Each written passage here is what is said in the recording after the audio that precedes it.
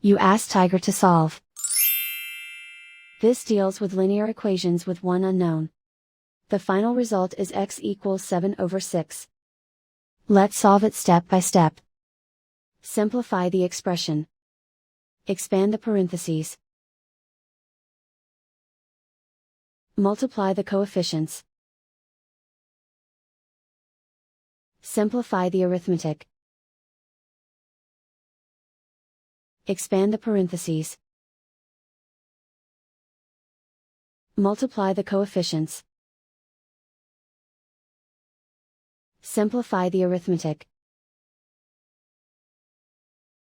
Expand the parentheses. Group like terms. Simplify the arithmetic. Group all constants on the right side of the equation. Add 7 to both sides. Simplify the arithmetic.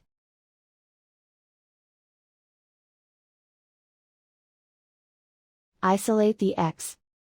Divide both sides by 6. Simplify the fraction.